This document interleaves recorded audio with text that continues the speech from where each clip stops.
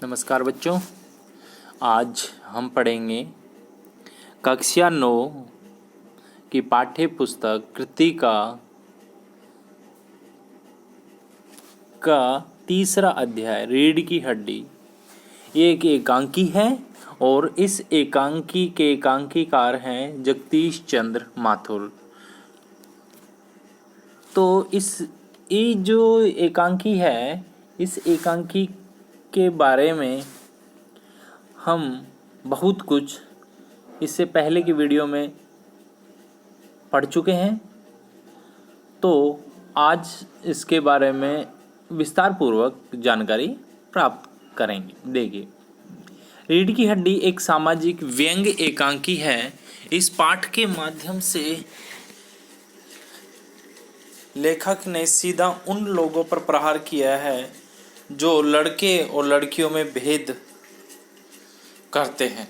तो ये एक सामाजिक व्यंग एकांकी है। कैसी है? सामाजिक व्यंग एकांकी है जो लड़के और लड़कियों में क्या करते हैं? भेद करते हैं। जो लड़के और लड़कियों में क्या करते हैं? भेद करते हैं। रीढ़ की हड्डी में जगदीश चंद्र माथुर ने उस स्थिति को बताने की कोशिश की है जब लड़कियां पढ़ लिख कर सक्षम हो जाती हैं, समर्थ हो जाती हैं तथा उनमें आत्मविश्वास जाग उठता है, फिर भी समाज के कुछ दकियानूसी विचार वाले लोग लड़कियों की सफलता से दुखी ही रहते हैं। तो ये बात इसमें बतलाने की कोशिश की है। ये पाठ की रूपरेखा है। तो आपको समझ में आया कि एक सामाजिक व्यंग एकांकी है, मतलब ये समाज से संबंधित है और किसी बात पर ये व्यंग करती हुई प्रतीत होती है।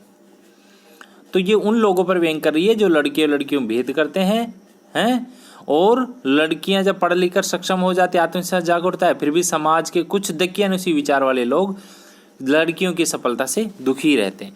तो इसमें इस एकांकी में दकियानूसी विचार वाले व्यक्ति है गोपाल प्रसाद। इस एकांकी के पात्र हैं रामस्वरूप और उनकी पत्नी प्रेमा और उनकी बेटी उमा। दूसरे हैं गोपाल प्रसाद, ठीक है, वकील है, और उनका बेटा शंकर, ठीक है। ये इस एकांकी के पात्र हैं। आगे देखते हैं पाठ का सार। अब पाठ का क्या सार है, तो बिंदु वाइज हम चलते हैं कि रामस्वरूप की बेटी उमा को देखने के लिए गोपाल प्रसाद जी और उनका लड़का आते हैं। तो उसके लिए क्या क्या तैयारी करते हैं, क्या क्या बात होती है, किस तरह व्यवस्थाएं करता है तो उन सब की, मेहमानों की व्यवस्था की, उस सब के बारे में यहाँ पर पढ़ते हुए हम चलेंगे। मेहमान के स्वागत की तैयारी। इस एकांकी में घर के मुखिया रामस्वरूप अपने घर को सजाते संवारते हैं क्योंकि आज उनकी बेटी उमा को देखने के लिए गोपाल प्रसाद अपने बेटे शंकर के साथ आ रहे हैं। बहुत ऊंचे खानदान के लोग हैं, वकील हैं, बेटा MBBS की पढ़ाई पढ़ रहा है, तो वाजिब है, लाजमी है कि उनके लिए आओ भगत में कोई कमी नहीं रहनी चाहिए। रामस्वरूप अपने नौकर के साथ तख्त और उस पर बिछाई जाने वाली चादर ठीक करते हैं। नौकर कुछ ऊंचा सुनने के कारण धोबी को धोती सुन लेता है, जिसके कारण घर में हास्यास्पद स्थिति उत्पन्न हो जाती है। तो वो ऊंचा सुनता है, वो नौकर है जो ऊंचा सुनता है, धोबी को धोती सुन लेता है, जिसके कारण घर में हास्यास्पद स्थिति उत्पन्न हो जाती है। अब देखिए रामस्वरूप और उनकी पत्नी प्रेमा का वार्तालाप। क्या वार्तालाप होती है? उमा की माँ, तो उनकी बेटी क्या है? रामस्वरूप प्रेमा की बेटी क्या है ना, उमा। तो उमा की माँ प्रेमा बताती है कि बेटी तो मुंह फुलाए पड़ी है और वह इसका सारा दोष पढ़ाई लिखाई पर डाल देती है। वह कहती है कि इससे तो अच्छा हमारा ज़माना था जब लड़कियां कम पढ़ा लिखा करती थी। प्रेमा बताती है कि उमा पाउडर तक नहीं लगाती है। इस पर रामस्वरूप कहते हैं कि वह बिना पाउडर के भी अच्छी दिखती है। रामस्वरूप बताते हैं कि वैसे तो वे लोग बहुत पढ़े लिखे हैं। गोपाल प्रसाद पेशे से वकील है, उनका बेटा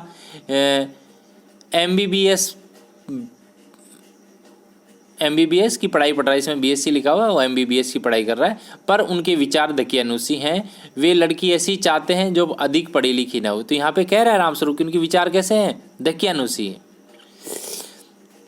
जो अधिक पढ़ी लिखी नहीं हो। लड़का तो बाप से भी बढ़कर है, वह पढ़ता तो लखनऊ के मेडिकल कॉलेज में है, पर शादी के मामले में पढ़ी पढ़ी लिखी लड़की उसे पसंद नहीं है। तो कहते हैं पढ़ी लिखी लड़की उन्हें पसंद नहीं है, दकियानुसी विचार वाले हैं। रामस्वरूप अपनी पत्नी से कहते हैं कि अब किसी तरह से उसे तैयार करो क्योंकि लड़के वाले कभी भी आ सकते हैं। तो रामस्वरूप अपनी पत्नी कैसे भी उसे तैयार करो, वो कभी भी आ सकते हैं। अपने ज़माने की बातें की, रामस्वरूप जी के बारे में बातें की कि इतने ऊंचे खानदान के हैं, इतने पढ़े लिखे हैं, पैसे से वकील हैं, फिर भी उनके विचार क्या हैं, दकियानुसी हैं, उन्हें कम पढ़ी लड़की ही पसंद है। तो कहते हैं जो भी हो कभी भी आ सकते हैं, उन्हें तैयार करो। रामस्वरूप की व्यवस्था। रामस्वरूप जानते हैं कि उमा को पढ़ाकर उन्होंने कोई गलती नहीं की, फिर भी व्यवस्था यह है कि हर बाप चाहता है कि उसकी बेटी एक अच्छे खानदान में जाए, अच्छे घर में जाए, जिससे कोई परेशानी ना हो। फिर भी लड़के वालों के सामने वे अपनी बेटी के बीए तक पढ़े होने की बात नहीं बता सकते, मतलब फिर इसलिए वो उसकी पढ़ाई लिखाई की बात छुपाते हैं। लड़के वाले का मानना है कि लड़की को अधिक पढ़ा लिखा नहीं होना चाहिए क्योंकि बाद में तो उसे घर गृहस्थी ही चलानी पड़ती है, उसे तो बाद में घर गृहस्थी ही चलानी पड़ती है, उसे ज़्यादा पढ़ा लिखा नहीं होना चाहिए। इस प्रकार रामस्वरूप व्यवस्था के कारण अपनी बेटी के पढ़े लिखे होने की बात लड़के वालों से छिपाते हैं। तो यहाँ पे ये रामस्वरूप की व्यवस्था है, यह सबको समझ में आ गई। ठीक है, एक बाप की क्या व्यवस्था होती है, क्या मजबूरी होती है, इसीलिए उसने अपनी बेटी के बीए तक पढ़े लिखे होने की बात को उन्होंने छिपाई। क्यों? लड़की वालों के विचारों के अनुसार ही लड़की के बाप को चलना होता है। आगे देखिए, लड़के वालों का आगमन और उनका स्वागत सत्कार। लड़के वाले आते हैं, उनका कैसे स्वागत सत्कार होता है उसके बारे में देखते हैं। नौकर बताता है कि बाहर अतिथि आए हैं। वे जल्दी से हारमोनियम ठीक जगह रख देते हैं, नौकर को मक्खन लाने के लिए बाजार भेज देते हैं। रामस्वरूप ने लड़के वालों का बढ़ चढ़कर स्वागत किया, फिर बातों का सिलसिला शुरू हुआ। इसी बीच नाश्ता परोसा जाता है। गोपाल प्रसाद अपने ज़माने की पढ़ाई की बात भी कहते हैं कि उस ज़माने में मैट्रिक पढ़ा हुआ जो अंग्रेजी लिखता था उसकी तुलना आज एमए की डिग्री लेने वाला भी नहीं कर सकता। मतलब अपने ज़माने की पढ़ाई की बातें वर्तमान में की जाने वाली पढ़ाई की बातों से करता था कि उस ज़माने का व्यक्ति था मैट्रिक पास, आज के एमए बीए वालों से भी ज़्यादा अच्छा हुनर रखता है, ये बताने की कोशिश की है। अब देखो लड़के वालों के दकियानुसी विचार। अब उनके जो पुराने विचार उसके बारे में देखो क्या क्या बात कही इन्होंने। अब गोपाल प्रसाद लड़की के बारे में बात करते हैं कि लड़की का सुंदर होना आवश्यक। सबसे पहले क्या, लड़की का सुंदर होना आवश्यक है। फिर वे रामस्वरूप से पूछते हैं कि उनकी लड़की अधिक पढ़ी लिखी तो नहीं है, क्योंकि उन्हें अधिक पढ़ी लिखी लड़की नहीं चाहिए, बस मैट्रिक पास ही होनी चाहिए, ताकि पढ़ा लिखा ज्ञान होना चाहिए, मैट्रिक तक होना चाहिए बस। वे लड़कों की पढ़ाई की तो वकालत करते हैं पर लड़कियों की नहीं। कौन? गोपाल प्रसाद। वे तर्क देते हुए कहते हैं, क्या तर्क देते, आर्गुमेंट देते हैं, मोर के पंख होते हैं मोरनी के नहीं, शेर के बाल होते हैं शेरनी के नहीं। उनके अनुसार पढ़ने लिखने का काम तो पुरुषों का होता है। हम बताना चाहता है कि पढ़ने लिखने का काम तो किसका होता है? पुरुषों का होता है। स्त्रियां को तो घर गृहस्थी चलानी होती है, अतः उनको अधिक पढ़ाई लिखाई की कोई आवश्यकता नहीं। इसीलिए कहा गया है मोर के पंख होते हैं मोरनी के नहीं, शेर के बाल होते हैं शेरनी के नहीं। क्यों? क्योंकि पढ़ने लिखने का काम तो पुरुषों का होता है, स्त्रियों को तो घर गृहस्थी चलानी होती है, अतः उनको अधिक पढ़ाई लिखाई की कोई आवश्यकता नहीं होती। उनके पढ़े लिखे बेटे की भी यही धारणा है। रामस्वरूप गोपाल प्रसाद की बात का समर्थन करते हैं। उन शिक्षा सिर्फ पुरुषों को ही प्राप्त करनी चाहिए। तो उसकी बात का समर्थन करते हैं कि उन शिक्षा पुरुषों को ही प्राप्त करनी चाहिए, ये बात कहते हैं। आगे देखते हैं उमा प्रवेश। अब उमा आती है। नाश्ता समाप्त होने के पश्चात रामस्वरूप पान मंगवाते हैं। उनकी बेटी उमा पान की तस्तरी यानी प्लेट लेकर कमरे में आती है। उसने सादे कपड़े पहने थे, गर्दन झुकी हुई थी, आंखों पर चश्मा था। गोपाल प्रसाद और उनका बेटा उमा का चश्मा देखकर चौंक जाते हैं। रामस्वरूप बहाना बनाते हैं कि पिछले महीने इसकी आंखें दुखनी आ गई थी, सो कुछ दिन के लिए चश्मा लगाना पड़ रहा है। तो बात को पलटता है। ये व्यवस्था होती है बाप की। रामस्वरूप की बात, तो किसी भी बात को बहाना बनाकर उसे बतलाने की कोशिश कर रहा है कि इसकी आंखें दुखनी आ गई थी हैं, इसलिए कुछ दिनों तक चश्मा लगाना पड़ रहा है। तो उमा इस तरह उमा का प्रवेश होता है। और उसके बारे में ये बातें हुई थी। उन चीज़ों को देखकर वो चौंक जाते हैं। लड़के वालों का उमा से सवाल करना।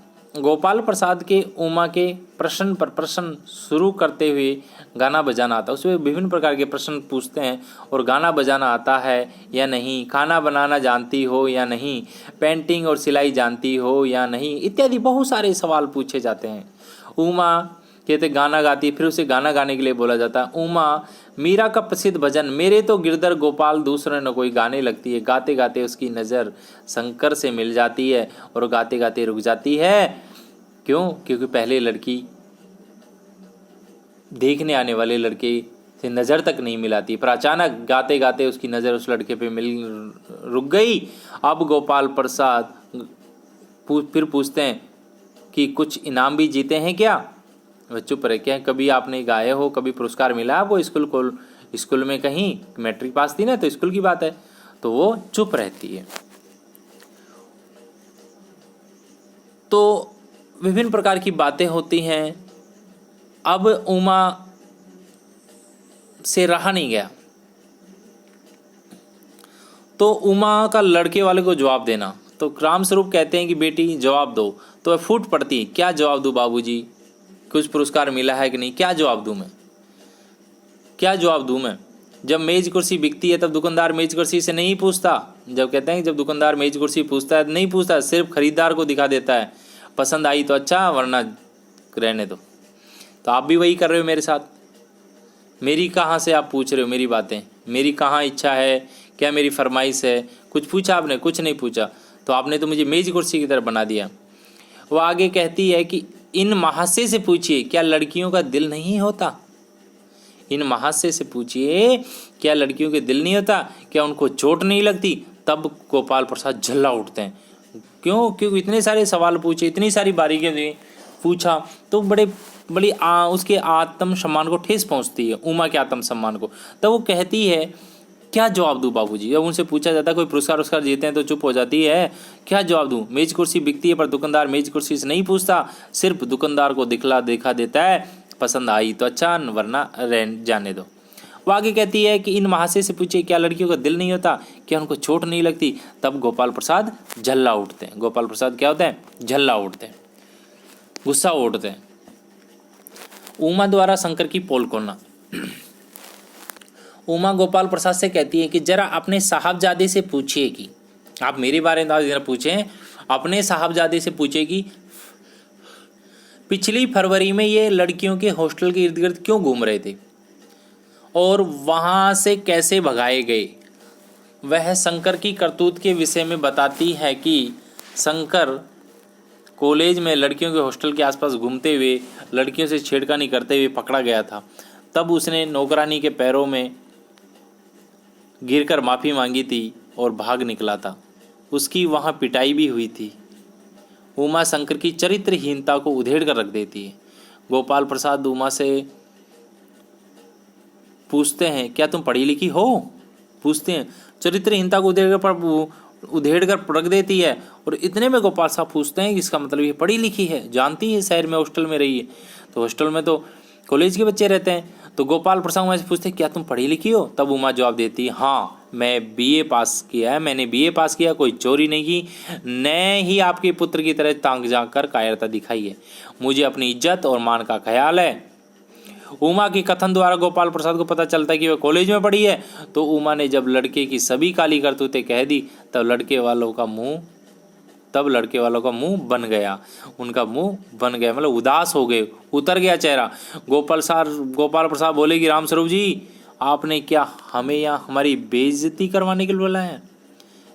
गोपाल प्रसाद जी बोलते हैं रामस्वरूप जी आपने क्या हमारी यहाँ बेइज्जती करने के लिए बुलाया है? कौन कहते हैं?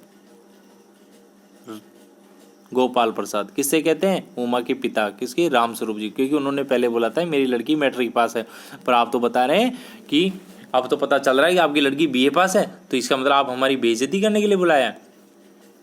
आप देखो शंकर की बैकबोन का स्पष्टीकरण देखो, कहते हैं ना रीढ़ की हड्डी, आदमी का रीढ़ की हड्डी है जो आदमी को सीधा खड़ा रखती है, उसके व्यक्तित्व का निर्माण करती है। तो हमारे व्यक्तित्व को हमेशा सीधा, स्पष्ट, प्रखर रखना चाहिए। तो गोपाल प्रसाद स्वयं को अपमानित किए जाने की बात कहते हैं और वहाँ से जाने का उपक्रम करते हैं तो उमा यह कहकर उन्हें और चिढ़ा देती है, घर जाकर यह पता लगाइएगा कि आपके लाडले बेटे की रीढ़ की हड्डी भी है या नहीं, यानी बैकबोन है, यानी उस पर एक टोंट कस देते बैंकर। अतः उनका क्या व्यक्तित्व है ये तो आप पता कर लो अपने लड़के के बारे में। आप दूसरे के बारे में, दूसरों की लड़की के बारे में इतना कुछ व्यक्तित्व को जान रहे हैं, कभी अपने लड़के के बारे में भी जानिए। क्यों? जिस प्रकार रीढ़ की हड्डी शरीर को सीधा रखती है, उसे सहारा देती है, उसी प्रकार आपके लड़के का जो व्यक्तित्व उसको तो देख लीजिए, क्या इसको सहारा दे रहा है, वो इसके व्यक्तित्व का निर्माण कर रहा है, इसका चरित्र कैसा है, इसका आचरण कैसा है। गोपाल प्रसाद और शंकर लौट जाते हैं, तभी रतन, कौन है रतन? नौकर है, मक्खन लेकर लौटता है और पर्दा गिरता है। तो यहाँ एकांकी समाप्त हो जाती है। आशा हूँ कि आपको समझ में आई होगी और अच्छा भी लगा होगा और हास्यास्पद भी बात है इसमें। आगे देखते हैं, इसमें कुछ सवाल हैं जो मैं आपके सामने लेके आया हूँ, उनको पढ़ेंगे तो शायद जो आपको और भी स्पष्ट होगा। रीढ़ की हड्डी पाठ अपने पाठकों को क्या संदेश देना चाहती है? देखो, रीढ़ की हड्डी पाठ अपने पाठकों को संदेश देना चाहती है कि विवाह योग्य लड़कियों के पक्ष में उनकी आवाज़ को बुलंद किया जाना चाहिए। क्या बताया गया है कि विवाह योग्य लड़कियों के पक्ष में उनकी आवाज़ को बुलंद किया जाना चाहिए। इस पाठ के माध्यम से लेखक कहता है कि आज के समय में लड़के लड़कियों में भेद नहीं करना चाहिए। लड़कियों को भी समाज में शिक्षा और सम्मान प्राप्ति करने का उतना ही अधिकार होना चाहिए जितना लड़कों को। एक और यह एकांकी उन लोगों की कलाई यानी पोल खोलती है जो लड़कियों को भेड़ बकरी या मेज कुर्सी मान बैठते हैं। ये उन लोगों की पोल खोलती है जो लड़कियों को भेड़ बकरी या मेज कुर्सी मान बैठते हैं। दूसरी ओर लोगों को लड़की के स्वतंत्र अस्तित्व का एहसास कराता है। लड़की के स्वतंत्र अस्तित्व को, लड़कियों को भी अपना जीवन साथी चुनने का पूरा अधिकार मिलना चाहिए। यह पाठ चरित्रहीन युवकों को रीढ़हीन बताता है। जिन लोगों के चरित्र नहीं होता है उन्हें रीढ़हीन बताता है। अतः यह पाठ अपने पाठ को यही संदेश देता है कि हमारे समाज को शंकर जैसे रूढ़िवादी कमजोर चरित्र वालों की आवश्यकता नहीं है। ये हमें बताता है कि शंकर जैसे रूढ़िवादी कमजोर चरित्र वालों की आवश्यकता नहीं, बल्कि उमा जैसी युवतियों की आवश्यकता है जो हमारे समाज को विकसित करें, कुरीतियों को दूर कर सके। तो यहाँ पर मुख्य चरित्र कौन है इस एकांकी में? उमा। कौन है? उमा है, जो हमारे समाज को क्या करे? विकसित कर सके, कुरीतियों को दूर कर सके। तो ये पाठ है, ये हमें संदेश देता है। तो क्या है? ये उन योग्य लड़कियों के पक्ष में अपनी आवाज को बुलंद किया जाना चाहिए। इस पाठ के माध्यम से लेखक कहता है कि आज के समय में लड़कियों में भेद नहीं करना चाहिए। विवाह योग्य लड़कियों का पक्ष में उनकी आवाज को बुलंद किया जाना चाहिए। दूसरा, भेद नहीं करना चाहिए। तीसरा, समाज में शिक्षा और सम्मान प्राप्ति का उतना ही अधिकार होना चाहिए जितना लड़कों को है। ठीक है, ये बात है।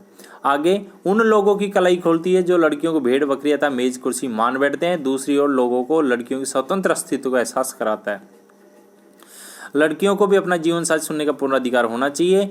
यह पाठ चरित्रहीन युवकों को रीढ़हीन बताता है। अतः यह पाठ को ये संदेश देता है कि हमारे समाज को शंकर जैसे रूढ़िहीन कमजोर चरित्र वाले की आवश्यकता नहीं है, बल्कि उमा जैसी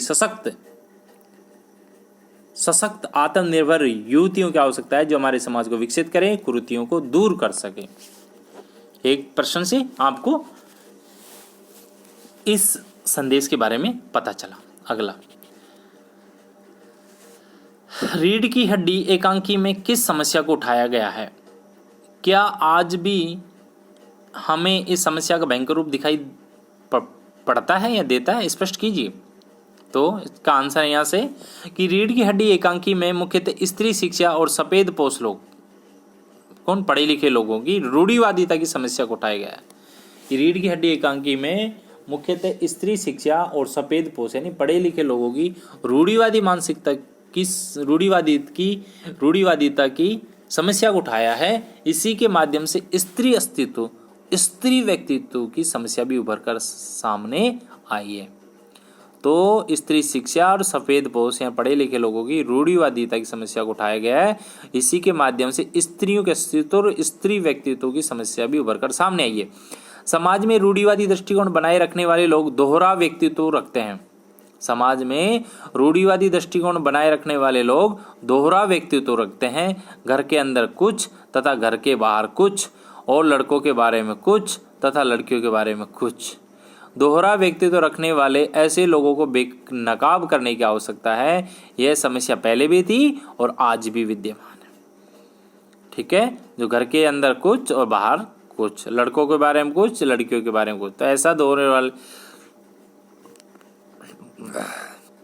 दोहरा व्यक्तित्व रखने वाले ऐसे लोगों को बेनकाब करने की आवश्यकता है। तो ये समस्या पहले भी थी, आज भी है। स्त्री शिक्षा का विरोध संबंधी दृष्टिकोण जितना प्रबल पहले था, जितना पहले प्रबल था, आज वह प्रबल स्वरूप आज दिखाई नहीं पड़ता है। आज लोगों में लड़कियों की समानता संबंधी दृष्टिकोण में वृद्धि हुई है। लोग लड़कियों को भी लड़कों जैसी शिक्षा और सुविधाएं देने में पहले की अपेक्षा काफी उदार हुए हैं, लेकिन आज भी लड़कियों को स्वतंत्र व्यक्तित्व वाला प्राणी मानने में अनेक लोगों को हिचक होती है। आज भी लड़कियों को स्वतंत्र व्यक्तित्व वाला प्राणी मानने में अनेक लोगों को क्या होती है, हिचक होती है। अभी भी अनेक लोग लड़कियों को एक वस्तु के रूप में देखते हैं। आज अभी भी अनेक लोग लड़कियों को एक वस्तु के रूप में देखते हैं। देखो, वस्तु मतलब जिसकी कोई इच्छा नहीं हो, निर्जीव प्राणी, जिसमें कोई मतलब हलचल ना हो, कोई जिंदगी ना हो, कोई संवेदना ना हो। और लड़कियों को अपने अधिकारों के प्रति जागरूक होना उन्हें रास नहीं आता। मतलब आज भी ऐसे लोग हैं, मतलब जागरूक होना रास नहीं होता था। ये आज भी एक ग्रामीण परिवेश में या शहरी परिवेश में भी दिखाई देता है। ये भी इस तरह का समस्या आज भी दिखाई देती है। तो ये आपने ये समस्या उठाएगी, और ये क्या आज भी हाँ दिखाई देता है, परंतु उसमें कुछ कमी आई है। जो प्रतिशतता थी उसमें कमी आई है। बात समझ में आई? ठीक है, आगे देखते हैं। कुछ बातें दुनिया में ऐसी हैं जिसे सिर्फ मर्दों के लिए है। ऊंची तालीम भी ऐसी चीजों में से एक है। इस कथन के माध्यम से समाज की किस मानसिकता का परिचय मिलता है? तो उक्त कथन, रीढ़ की हड्डी, आप यूं लिखेंगे उक्त कथन, ही जो कथन है जो डबल इंटरेड कोमाज में रीढ़ की हड्डी पार्ट में लड़के शंकर के पिता गोपाल प्रसाद द्वारा कहा गया। ठीक है, इस कथन के द्वारा समाज की पुरुषवादी और पितृसत्तात्मक मानसिकता का परिचय मिलता है। तो इस कथन के द्वारा समाज की पुरुषवादी और पितृसत्तात्मक मानसिकता का परिचय मिलता है। इसी मानसिकता का परिणाम है कि स्त्री और पुरुषों के कार्य क्षेत्र में भिन्नता, और इसी मानसिकता का परिणाम है कि स्त्री और पुरुषों के कार्य क्षेत्र में भिन्नता है, और उसी के अनुसार उनकी जरूरतें तय कर दी जाती हैं। पढ़ लिख कर रोजगार प्राप्त करना तथा पूरे परिवार का भरण पोषण करना पुरुषों की जिम्मेदारी मानी जाती है। तो क्या कह रहा है कि पढ़ लिख कर रोजगार प्राप्त करना, पूरे परिवार का भरण पोषण करना पुरुषों की जिम्मेदारी मानी जाती। जबकि प्रतिभा संपन्न स्त्रियां भी घर की चार दीवारी में रहने को विवश है। बल्कि क्या है कि प्रतिभा जो इंटेलिजेंट है, स्किलफुल महिलाएं हैं उनको भी घर की चार दीवार रहने के लिए मजबूर होना पड़ता है, क्योंकि उनका संसार घर तक ही सीमित कर दिया गया है। पुरुष सदा से ही परिवार और समाज में हावी रहते आए हैं, परिवार में भी और समाज में, और सत्ता पर उनका अधिकार रहा है। यही इसी कारण उन्होंने समाज में अपनी सुविधा अनुसार नियम बनाए, स्त्रियों को सदैव हाशिए पर रखा है, मतलब नीचा रखा उनको।